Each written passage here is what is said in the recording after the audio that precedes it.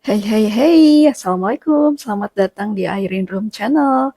Nah hari ini aku ingin nonton sekaligus berkomentar nih ya sama salah satu video dari channelnya Sobat Indonesia.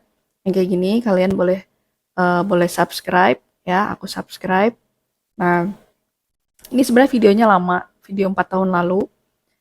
Ini tuh di apa ya? eh, Intinya ada warga Australia, pemenang Naila, yaitu namanya John gitu kan, yang dia tuh berkomentar atas pengamatan dia terhadap bahasa Indonesia selama tinggal di Indonesia. Nah, ini tuh katanya lucu banget. Sekarang aku mau coba ya. Tes.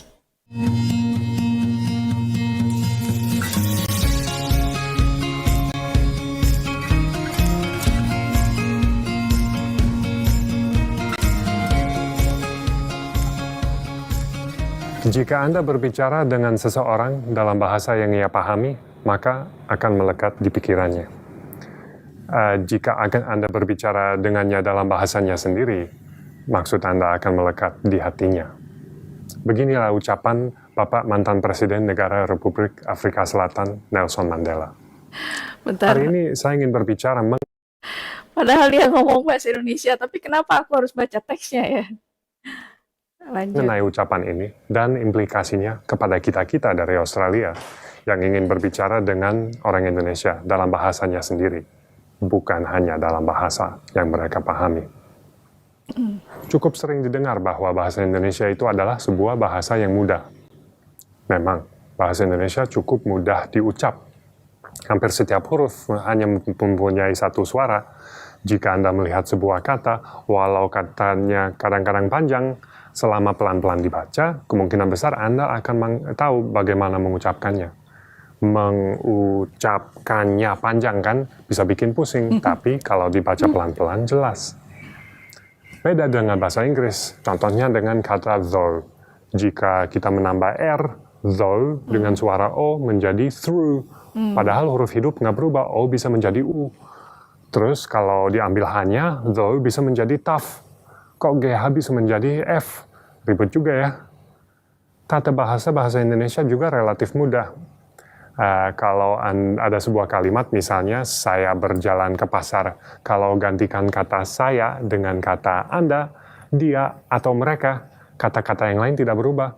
Beda dengan bahasa Inggris. I am going to the market, she is, they are. Pusing kan?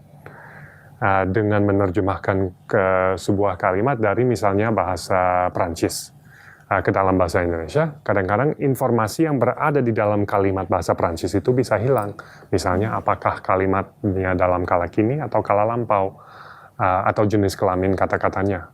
Mungkin sebuah contoh adalah la table, yaitu meja dalam bahasa Prancis. Itu harus diawali dengan kata la, bukan le. Karena table itu adalah sebuah kata yang memiliki jenis kelamin perempuan dalam bahasa Prancis. Baru tahu. Kenapa ya? Mungkin sebaiknya Anda bertanya kepada seorang Prancis, tapi pokoknya harus dihafal deh. Oke. Satu hal lagi yang bikin bahasa Indonesia relatif mudah untuk kita yang bisa berbahasa Inggris adalah cukup banyak kosakata yang diambil langsung dari bahasa kita. Dengan demikian, jika Anda tidak tahu sebuah kata dalam bahasa Indonesia, coba saja mengindonesiakan sebuah kata bahasa Inggris, siapa tahu orang mengerti. Konstruksi, informasi, terminal, integrasi, kamera, dan seterusnya. Benar. Jadi dengan mempertimbangkan semua ini, apakah ini berarti bahasa Indonesia itu sebuah bahasa yang mudah? Ataukah yang terkadang didengar sebuah bahasa yang sederhana? Nah, sebelum saya menjawab pertanyaan tersebut, mari kita lihat sedikit tentang sejarahnya bahasa Indonesia. Konsep bahasa Indonesia itu sebenarnya masih relatif mudah. Walau bahasa Melayu sudah digunakan dalam Nusantara sebagai bahasa perdagangan selama ratusan tahun, konsep bahasa Indonesia baru diberi nama dengan Kongres Pemuda kedua pada tahun 1928 yang menyatukan semangat warga Hindia Belanda untuk mewujudkan cita-citanya untuk mendirikan negara Indonesia dengan bahasa persatuan, yaitu bahasa Indonesia. Bahasa Indonesia dibangun sebagai konsep di atas fondasi ratusan bahasa yang lain. Benar. Yang sampai sekarang masih berdampak kepada gaya bicara para pembicara bahasa Indonesia. Benar. dalam omongan seorang penutur asli bahasa Indonesia bersama temannya, dalam 15 menit dia bisa menggunakan kata-kata dari bahasa Indonesia, bahasa Inggris, Sunda, Jawa, Betawi, Hokkien, Melayu, Minang, dan seterusnya. Dan yang saya bermaksud bukan kata serapan seperti restaurant dalam bahasa Inggris yang dari bahasa Prancis, atau kulkas dalam bahasa Indonesia yang ratusan tahun lalu masuk dari bahasa Belanda. Ini benar-benar bahasa yang berbeda dan memiliki kosakata dari belasan bahasa itu belum cukup untuk para pembicara bahasa Indonesia. Kata-kata dari bahasa-bahasa itu juga bisa diubah untuk mengubah makna dari omongan si pembicara. Sebagai contoh, teman saya pernah menerima SMS dari seseorang yang dia tidak kenal. Saya sorotkan dulu ya. Ciank wis pelg lum. Beginilah SMS salah sambung teman saya ini. Nah, apakah benar-benar salah sambung, saya nggak tahu. Tapi saya rasa mungkin dari 1.000 orang Indonesia, mungkin di atas 990 yang dapat mengerti maksudnya SMS ini. Kalau para murid bahasa Indonesia, ya mungkin sebaliknya. Bentar ya, saya pause dulu. Itu benar. Saya aja tadi pas ngeliat, itu ada Chiang wis belum. Ya sebenarnya sih bukan hal yang aneh ya bagi orang Indonesia. Intinya karena kita tuh sudah hafal sama semua kosakata yang ada dalam bahasa Indonesia. Jadi kalau misalnya kita melihat singkatan atau potongan kata, maka otomatis otak kita itu akan mengkorelasikannya itu sama bahasa atau kosakata bahasa Indonesia yang sudah ada gitu loh. Otomatis itu akan bisa terjemahkannya dengan mudah. Siang itu kan sayang memang bukan kayak gitu sih singkatannya, tapi kan itu udah dijadiin anak-anak muda itu sebagai panggilan alay gitu loh. Ya intinya sama aja kayak bahasa Inggris. Kalau misalnya mereka sendiri yang hafal lah gitu ya kosakata dalam bahasa Inggris itu gimana, otomatis kalau dikasih penggalan kata atau misalnya singkatan, mereka harusnya sih bisa ya gitu. Nah saya nggak tahu nih asli gimana bisa apa enggak, tapi kalau orang Indonesia itu udah wajar banget. Oke lanjut. Anda yang belum mengerti, saya terjemahkan dulu ya. Kalau ciank itu kata sayang, dibikin imut atau jijik, tergantung pandangan pembaca. Namanya bahasa alay itu. Wis itu dari bahasa Jawa. Tanya orang Indonesia, dia pasti bilang itu bukan bahasa Indonesia, itu bahasa Jawa. True. Tapi semua orang Indonesia itu ngerti. Dan enggak juga, enggak juga sih menurut saya. Karena gini, mungkin yang mengerti wis itu adalah bahasa Jawa itu mungkin di Pulau Jawa. Tapi kalau misalnya agak jauh ke timur dikit ya belum tentu juga semuanya akan paham kalau wis itu adalah bahasa Jawa. Karena si Abang John ini kan mungkin ya dia mungkin tinggalnya di sekitar Pulau Jawa atau di dalam Pulau Jawa, jadinya normal gitu untuk mendengar kata-kata semacam wis itu. Jawa yang agak kasar, ngoko namanya. Artinya sudah. Pelg itu singkatan dari pulang, dan lum itu singkatan dari belum. Jadi seutuhnya menjadi sayang sudah pulang belum. Nah, saya rasa hampir setiap murid bahasa Indonesia bisa mengerti kalimat ini. Nah, mengapa si pengarang SMS mesra ini mengambil sesuatu yang mudah dan bikinnya susah bagi kita-kita yang ingin belajar bahasa Indonesia? Nah, untuk kedepannya mungkin harus tanyakan kepada orangnya. Tapi yang jelas, dia tidak sendiri dalam kebiasaannya mengirim SMS seperti ini. Saya enggak. Menggunakan kosakata dari bahasa lain dan menggunakan ejaan yang aneh-aneh merupakan sebuah praktek umum untuk orang Indonesia. Dalam bahasa Indonesia, umumnya itu kalau di Indonesia kita text message atau WhatsApp gitu kan, itu sering disingkat. Disingkat tuh maksudnya apa? Disingkat tuh ya biar praktis aja gitu loh. Tapi intinya alasan utamanya itu ya biar praktis. Contoh enggak gitu ya, kita singkat jadi GA doang, enggak gitu kan. Atau misalnya pulang karena kepanjangan ngetik gitu kan, jadi ya kita singkat jadi PLG ya. Orang Indonesia pasti tahu artinya apa karena dia yang hafal kosakata dalam bahasa Indonesia itu ada apa aja. Lanjut. Budaya Indonesia, tata krama juga sangatlah penting. Dan hal ini terlihat pada ya setiap bahasa daerah yang saya kenal dan pastinya dalam bahasa Indonesia juga. Benar. Contoh terbaiknya mungkin ada dengan kata Anda. Kalau Anda sedang bicara bahasa Indonesia dan ingin menyapa seseorang, Anda harus memilih dari belasan hingga puluhan kata untuk Anda. Anda, kamu, sayang seperti Bang SMS tadi, Bapak, Ibu, Mas, Mbak, Mbak, lo, Lo, ente, Ente, panjenengan. Panjenengan, Abang, Akang, Nona, Neng, Koko, Cici, You. Tapi di Indonesia kan, ini buku You, buku You kan, bukan buku I. Atau Ni dari bahasa Mandarin, nama No. si orang tersebut. Mas John udah minum belum? Atau lebih banyak lagi. Dan awas, kalau salah bisa ditampar loh. Nah, dengan memilih salah satu kata dari belasan yang saya sebutkan tadi, seseorang yang mendengar sebuah kalimat antara dua orang bisa mengenal banyak mengenai si pembicara dan Betul. juga mengenai orang yang dimaksud dengan kata Anda itu. Dan hubungan antara kedua orang itu kadang-kadang bisa dikenal tempat asal, perbedaan status, perbedaan umur, jenis kelamin, dan lain sebagainya. Kalau dalam bahasa Inggris, setiap kata yang saya sebutkan tadi diratakan menjadi hanya satu kata you. Seluruh kekayaan yang berada di dalam pemilihan kata yang tepat hilang atau diratakan dalam proses penerjemahan. Ayo, sekarang bahasa siapa yang sederhana? Oke, Nah, pause jadi dulu. Pause ya. Ya, bahasa siapa yang sederhana ya? Itu relatif. Kan masing-masing kan beda-beda dong. Bagi kami, bahasa Indonesia udah terbilang sederhana karena sudah terbiasa. Begitupun juga kan orang Australia dengan bahasa Inggris karena sudah terbiasa. Tapi saya mau komentarin yang tadi nih. Yang tadi itu dibilang kan antara Anda, kamu, terus Bapak, Ibu gitu kan, Mas, Kang. Nah, di Indonesia itu yang menentukan panggilan apa terhadap si lawan bicara itu adalah tata krama, tergantung dari usianya berapa. Pertama usia. Kalau usianya lebih tua dari kita, otomatis kita nggak boleh bilang kamu. Kalau bilang kamu itu namanya nggak sopan. Anda juga sebenarnya agak kurang sopan. Tapi kalau misalnya lebih tua, kita biasa manggilnya bapak, ibu, terus apa namanya tuh abang, akang. Itu kalau abang akang tergantung daerah mana. Akang itu Sunda, emas itu Jawa. Kalau misalnya kita ada di area Jawa, rata-rata dipanggilnya mas gitu kan. Tapi secara umum keseluruhan Indonesia itu kalau misalnya orang yang lebih tua dari kita, maka kita nggak boleh panggil kamu atau nama langsung gitu. Kita harus sopan. Jadi yang menentukan itu adalah kesopanannya atau tata krama. Nah, kalau misalnya orang yang lebih penting juga sama halnya gitu. Terus apa lagi ya tadi dia ngomongnya sampai lupa. Nah, masalah di bahasa Inggris itu disamaratakan jadi you semua. Ya sebenarnya itulah gimana ya perbedaannya bahasa Indonesia dan sebenarnya kekayaan bangsa Indonesia itu bukan cuma bahasanya doang. Contoh ya ini termasuk bahasa ya.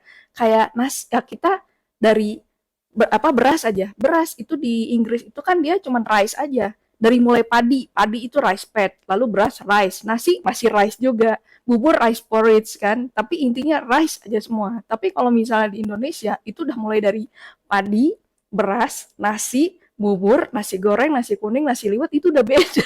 Namanya tuh udah beda gitu loh. Nah, itu maksudnya itu mungkin yang dimaksud kekayaannya si Abang John ini ya gitu. Terus apalagi ya masalah penamaan itu banyak gitu. Nah, kita lanjut aja dulu nonton. saya balik lagi ke pertanyaan saya yang tadi. Apakah bahasa Indonesia itu sebuah bahasa yang mudah? Jawaban saya, ya tergantung. Kalau yang Anda maksud dengan bahasa Indonesia adalah bahasa Indonesia pas-pasan, ya mungkin saja itu bisa dibilang relatif mudah dibanding dengan bahasa-bahasa lain.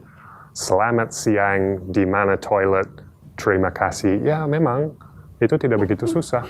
Tapi kalau kita balik lagi kepada ucapannya Bapak Presiden Mandela, bahasa Indonesia pas-pasan adalah sebuah bahasa yang orang Indonesia pahami, bukan bahasanya sendiri. Jika Anda ingin berbicara dengan seorang sebentar, dipotong dulu. Jadi gini, kata Bapak Presiden Nelson Mandela kan bahasa Indonesia itu adalah yang mereka pahami, yang kita pahami, tapi bukan bahasa kita sendiri. Itu nggak sepenuhnya benar juga ya, walaupun nggak sepenuhnya salah. Kenapa? Karena bahasa Indonesia yang baku ini tetap kita pakai di forum resmi. Nggak usah forum resmi kayak kepresidenan gitu, nggak usah yang kayak gitu kan. Kayak misalnya kalau kita datang ke bank di Indonesia atau ke galeri provider yang ada di Indonesia gitu ya, macam Telkomsel, Indosat dan sebagainya. Itu kalau kita ngobrol sama customer service-nya itu mereka pasti pakai bahasa yang baku.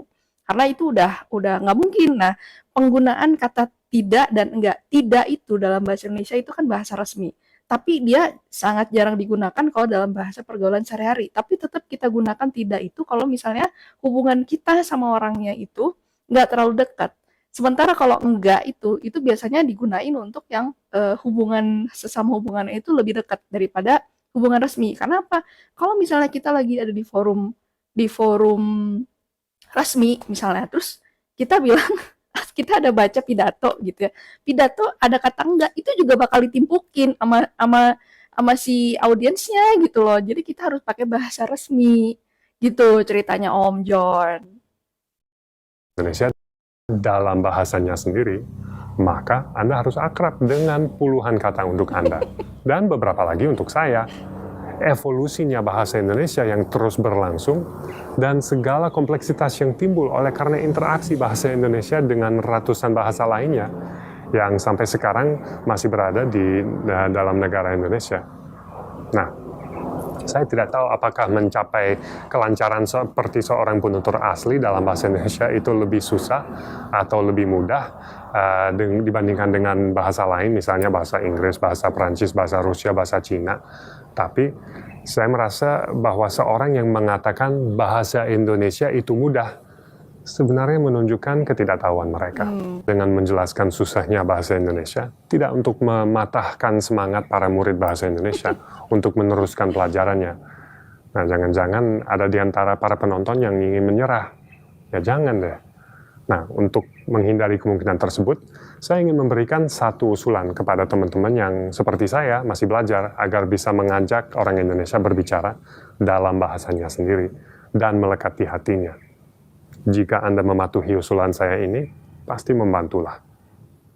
Usulan saya adalah sebagai berikut. Jika Anda ingin berbicara bahasa Indonesia seperti seorang Indonesia, Anda harus menirunya dalam satu cara khusus. Coba kita pikirkan dulu. Kenapa bahasa Indonesia mempertahankan puluhan kata untuk Anda? Dan kenapa mereka menghafalkan 10 kata dalam bermacam-macam bahasa yang semuanya bisa digantikan dengan satu kata? Dan kenapa di antara dua orang di pasar yang tidak mempunyai darah Cina setetes pun tiba-tiba bisa menggunakan bahasa Hokkien? Masa lu mintanya copek, kok copeknya udah mahal? Aneh kan? Kenapa yang gampang dibikin susah? Apalagi buat kita-kita yang ingin mempelajarinya. Itu mah Mas John aja. Kalau pertanyaan ini disampaikan kepada orang Indonesia, jawabannya mungkin ya suka-suka gua. Emang kenapa? Ya, orang Jakarta kali ya. Tapi ya memang orang Indonesia suka dan senang dengan bahasa. Bisa dibilang permainan kata-kata adalah sebuah hobi yang sangatlah umum di Indonesia.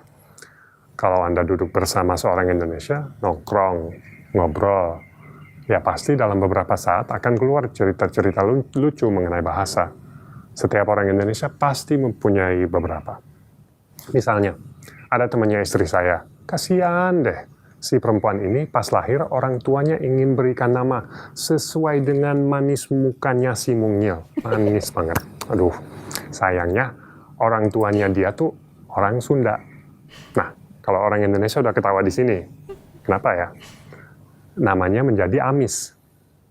Bagi yang belum tahu, dalam bahasa Sunda, Amis artinya manis, cocok kan? Tapi dalam bahasa Indonesia, Amis artinya bau ikan.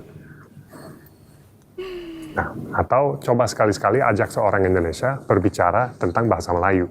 Setiap orang Indonesia pasti hafal belasan hingga puluhan kata yang bisa bikin orang Indonesia geli. Pusing, peti sejuk, kacau, rumah sakit korban lelaki, gebuk gila, dan seterusnya. Coba deh sekali-sekali nanya seorang Indonesia, pasti diajarin. Karena mepet waktu, saya hanya kasih satu usulan. Pokoknya, kalau jalan-jalan ke Malaysia, jangan pernah pesen sop buntut. Gawat.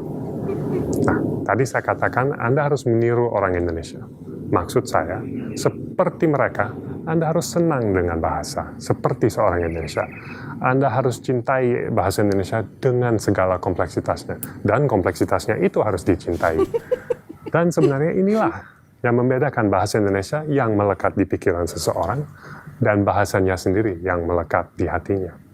Bukanlah kata bahasa Hokkien atau bahasa Jawa, tetapi cintanya terhadap bahasa secara keseluruhan. Jadi, bagi Anda yang sedang belajar bahasa Indonesia, jangan menyerah jika Anda belum bisa berimprovisasi, memadui atau membumbui kata-katamu seperti orang Indonesia. Jika Anda mencintai dan menghargai kompleksitas bahasa Indonesia, kalau bahasa Indonesia pas-pasan pun, maksud Anda akan melekat pada hati si pendengar. Demikian yang dapat saya sampaikan hari ini. Atas perhatian, saya ucapkan terima kasih. Aduh, terima kasih juga nih Abang John. Oke, pertama saya nih sebenarnya surprise atau amazing gitu ya, kaget. Wah, dia ternyata mengamatinya dengan sangat baik. Karena tadi kan dia menikah sama warga Indonesia, otomatis kan dia udah dapat banyak pemahaman lah tentang bahasa Indonesia gitu. Tapi dia mengamatinya dengan sangat baik dan bisa mendeskripsikan bahasa Indonesia itu sesuai sama alur pemikirannya gitu, terstruktur lagi ya gitu. Nah, saya tuh cuman mau apa ya, komentar yang mana ya tadi, masalah katanya kan kalau kita mau bisa belajar bahasa Indonesia itu harus mencintai bahasa juga. Menurut saya itu bukan masalah mencintai bahasanya aja. Kamu juga harus cintain juga bangsa Indonesia yang ribuan itu, dari 1.300 suku itu gitu ya, dan harus mencintai juga 700 bahasa yang ada di Indonesia dan mencintai kehidupan di Indonesia yang tadi dia bilang kompleksitas itu, dan harus merasa mereka itu adalah bagian. Kalau kita ngerasa mereka itu bagian dari kita, maka kita akan lebih mudah gitu loh untuk menyerap, bukan hanya belajar atau menghafal, tapi kita menyerap. Jadi banyak kata-kata baru yang disingkat-singkat gitu kan, kayak mantul, curhat, curcol gitu. Itu juga kadang kita juga baru mendengar pertama kali misalnya dipopulerkan sama artis gitu ya. Tapi ketika kita tahu ini mantul apaan sih? Oh, mantul tuh mantap betul. Oh, singkatan. Ya udah, dari situ udah melekat. Berikut-berikutnya kita udah paham bahwa mantul itu mantap betul gitu. Jadi kalau misalnya kita mencintai atau menyukai seluruh bagian dari yang ada di Indonesia, maka berbahasanya pun jadi akan lebih mudah. Misalnya sih gitu. Oke, makasih ya sudah nonton sampai akhir. Kita ketemu di video selanjutnya.